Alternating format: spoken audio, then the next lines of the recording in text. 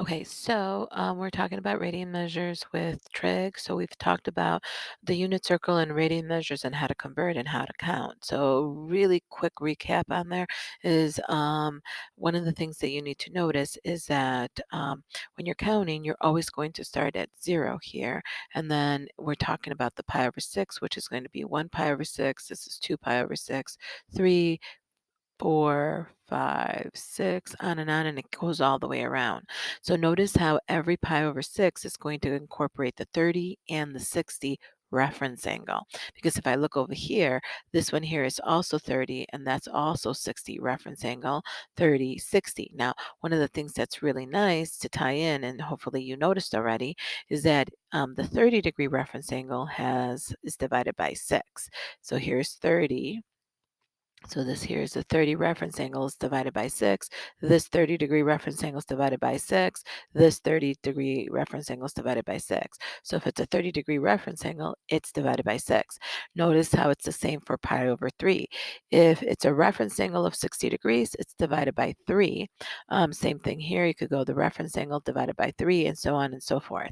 And then that's also true if you're counting by pi's over 4s. So you're going to start at 0 here again, and then this is going to be 1, 2, 3, 4, 5, 6, 7, and then 8 again. And so if you're counting by pi's over 4s, they are the reference angle of 45. So 4, 45. So this is a reference angle of 45. This is a reference angle of 45, 3 pi over 4. So anything that's divided by 4 is a 45 reference angle. And so that really helps us out when we're trying to do the trig on there. And so you also could count by pi's over 2. So this is 1 pi over 2, 2 pi over 2, 3 pi over 2, and 4 pi over 2. And then you could also count by pi's, 1 pi, 2 pi, 3 pi, 4 pi. You could keep going around and around and around on there. That's where it's going to happen on there. Very nice. Okay, so let's apply what we know up here, what we know here, to these cosine of 150. That is something that you should already know on your left hand. We know that the cosine of 150 is right here, and it has a reference angle of 30 degrees. Guys, reference angle always off the x-axis, never off the y-axis. So cosine of 30 degrees is going to be on your left hand, going to be the square root of 3 over 2. See, left hand never leaves you. And so the cosine of 50 is going to be the same trig ratio, square root of 3 over 2. But because it's found in the second quadrant and we do all students take CAT, we know that that one there is going to be negative. So anytime you have a trig function, an angle, and it's asking you to find the trig ratio. Okay, so that's what they're asking you to find here. So same thing over here, except for now, this here is in degrees, this here is in radians. But we would have been very easily finding what that is because we could count on here. It's going to be, it's 150, so it's a 30-degree reference angle. So I'm counting by pi's over 6. So that's 0, 1, 2, 3, 4, and 5. So that one there is going to be the same thing as cosine of 5 pi over 6 is going to be the same thing as the cosine of 150 because one is in radians, one is in degrees. They're equivalent angles. Okay, so what happens on cosine of 11 pi over 6? Well, I know that it's divided by 6, so there's a reference angle of 30 degrees. So I know it's going to be 30 degrees. It's an 11 pi over 6, so it's going to be over here. Now, if I didn't know that it was going to be over here, I could do the counting.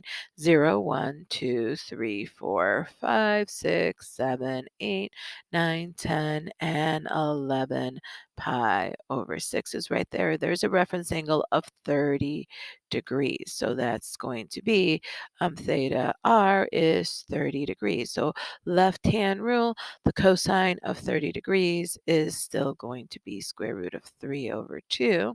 And so we know that this is going to be the square root of 3 over 2 for cosine. And it's in the fourth quadrant, so it's going to be positive. So that is the trig ratio is going to be positive. Okay, so let's go on to this one here, sine of 5 pi over 3. It's divided by 3, so the theta reference angle is going to be 60 degrees. And so we're going to count still by pi's over 6's. Now, how do I know where to stop? Is that I am going to change the 5 a pi over 3 to a pi over 6. So this needs to be multiplied by 2, and then that's what I do. So I'm going to get 10 pi over 6. So this is going to be 0, 1, 2, 3, 4, 5, 6, 7, 8, 9, 10 pi over 6, which we said is a reference angle of 60 degrees. So it's the sine of 60 degrees, which we know is going to be square root of 3 over 2, and sine in the fourth quadrant is going to be negative, so that is your answer. Very good. Tangent. How do we do tangent? Well, this one here is divided by 4, so we know that that has to be a reference angle of 45 degrees. So 45 degrees means that we are going to count to 3 pi over 4 to find out what quadrant it is, because I know the tangent of 45 through my left hand is going to be 1. So I just need to know what quadrant it is. So we are going to put in 0, 1, 2, 3.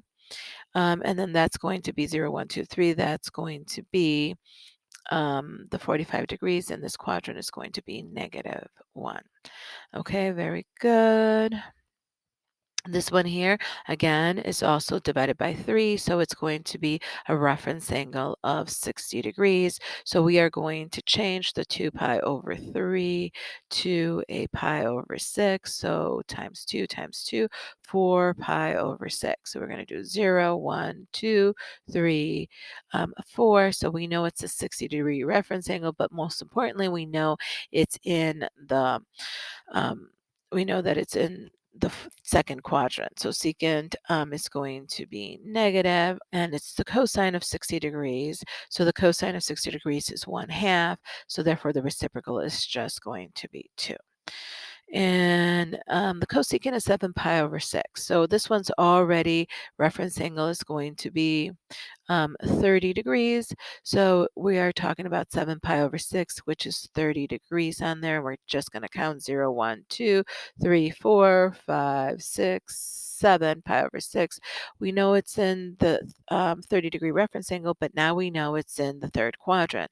Cosecant in the third quadrant is negative, and so the cosecant is the same as the sine. So the sine of 30 degrees is 1/2. So this one here is also -2. Okay, and that's how you use counting to be able to answer the radian questions.